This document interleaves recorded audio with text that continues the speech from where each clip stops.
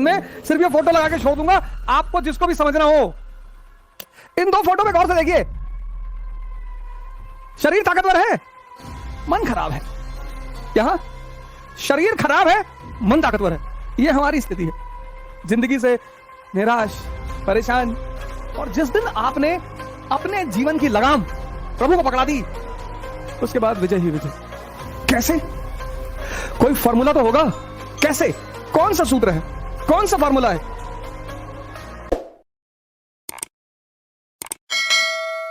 नहीं, ऐसा मुझे लगता है कि जन्मदिन मनाने की जो परंपरा है वो शायद भारत से शुरू हुई होगी।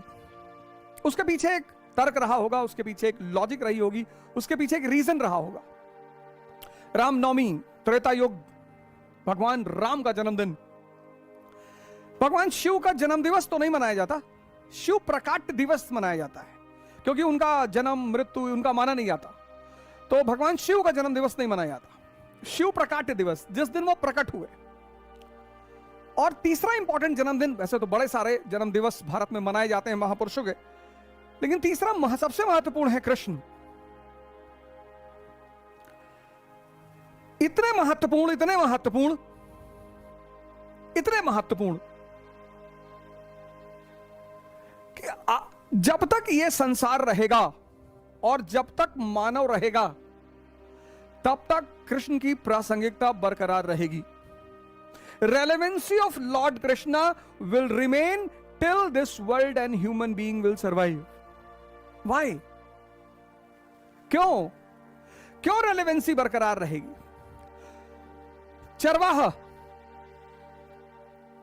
यहां से जीवन शुरू होता है तो राजघराने से, लेकिन जीवन यहां से शुरू होता है। चरवाहा, शेपर्ड, और आकर रुकता है भगवान पर। शायद हम सब इस फॉर्मूले को जानना चाहते हैं।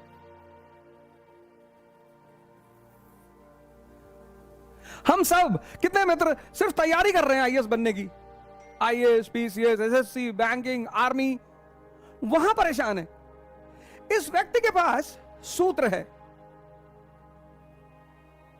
जब भी कृष्ण जन्माष्टमी बड़ी धूमधाम से भारत में मनाई जाती है, लगभग पूरी दुनिया में मनाई जाती है, और सभी महापुरुषों का कुछ ना कुछ देन है इस संसार को। कृष्ण एक बड़े विशेष व्यक्तित्व है, मैं उस पर आऊंगा कि सबसे अलग कैसे हैं।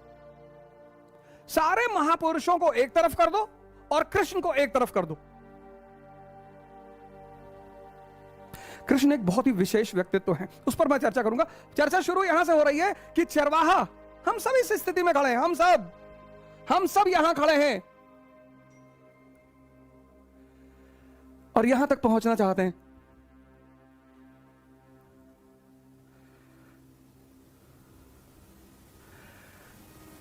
कैसे? कोई फॉर्मूला तो होगा। कैसे? कौन सा सूत्र है? कौन सा फॉर्मूला है? ये देखिए, आज की कहानी यहां से शुरू होगी।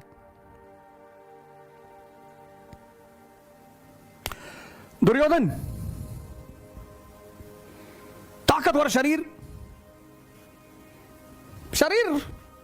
बलशाली, मन मौजूद,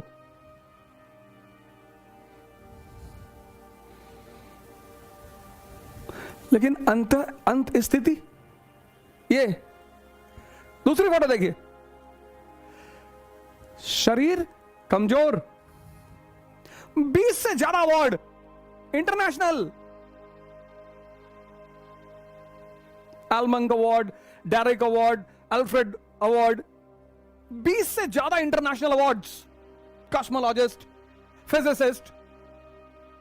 यहां लोगों की एक उंगली कटी होती है तो लोग भीख मांगते हैं कि भैया भैया भैया उंगली नहीं है भैया। ये इन दो फोटो में गौर से देखिए, ये हमारी स्थिति है, जिंदगी से निराश, परेशान। ये देखिए, शरीर ताकतवर है, मन खराब है। यहां शरीर खराब है, मन ताकतवर है। यानी जिंदगी जो जीवन है उसमें सबसे अहम रोल है मन का, फिर शरीर का।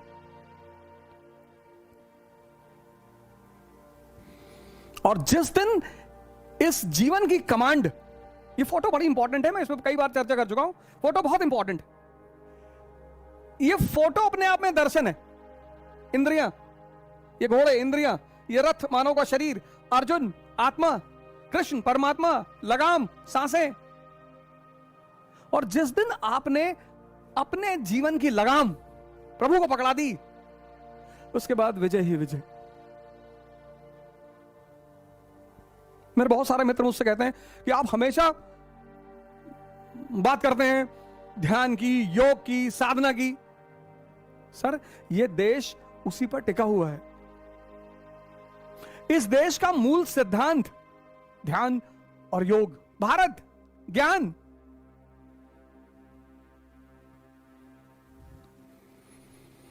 कृष्ण एक विशेष व्यक्तित्व। और फिर मैंने सबसे ऊपर फोटो लगाई परमहंस स्वामी अलगलानंद की। उसकी वजह यह है कि भारत ने भगवान से ऊंचा स्थान गुरु को दिया है। कोई तो होगा ना जो गुरु के, कोई तो होगा जो भगवान के सूत्र को भी खोलेगा। तभी तो कबीर ने कहा था, गुरु गोविंद दो खड़े काके लागू पाए, और बलिहारी गुरु आपने गोविंद देव बताए।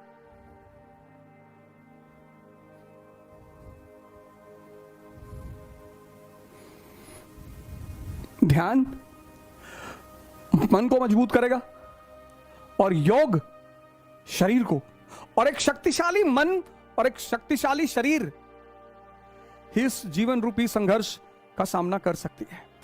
बहुत सारे मित्रों को मुझसे शिकायत रहती है कि आप हिंदू धर्म के खिलाफ बोलते हैं, आप हिंदू धर्म के विरोध में बोलते हैं, श्री कृष्ण के विरोध में बोलते हैं।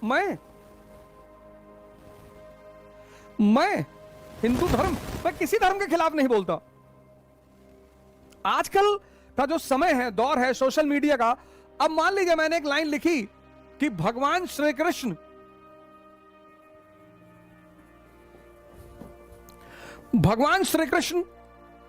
माखन चुराते थे।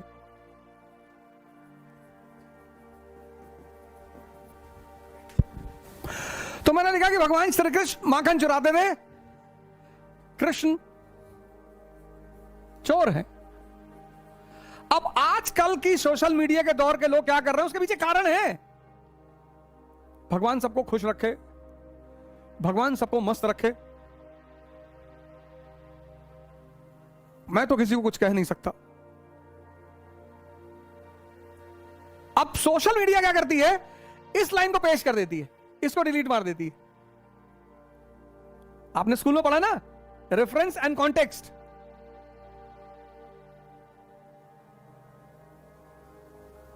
कॉन्टेक्स्ट को डिलीट कर देती है।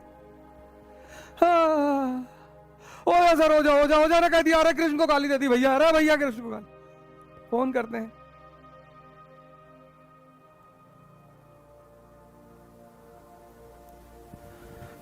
आप कुछ भी करें, खूब गाली दें, जी भर के गाली दें, बोरों में भर के गाली दें, कोई बात नहीं। मैं जिस उद्देश्य को कर रहा हूं, आज जन्माष्टमी के इस अवसर पर मैं फिर चाहता हूं कि यह संदेश आप तक जाए कि ये जो फॉर्मूला है, ये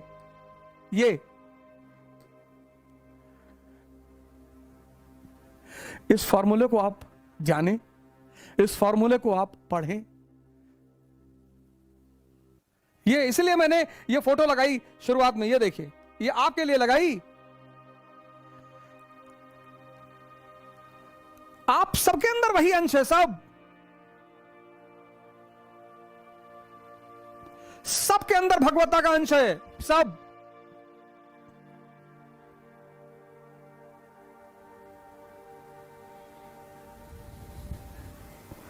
सबके अंदर, सब।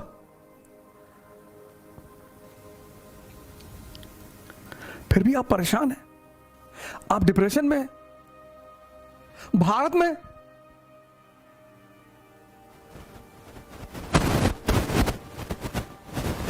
भारत में जन्मा हुआ आदमी डिप्रेशन का शिकार है। ये मैंने तो सोचा था कि आज सिर्फ ये फोटो, बस ये फोटो लगा के छोड़ दूंगा।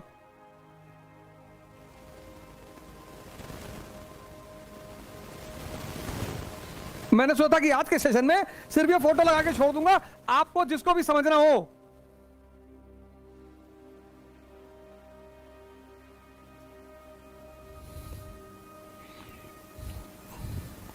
मन खराब है, शरीर कमजोर है, मन स्ट्रांग है। हम सब दुविधा के शिकार हैं। हमें प्रभु के शरण में जाना चाहिए। प्रभु का द्वार कौन खोलेगा? गुरु।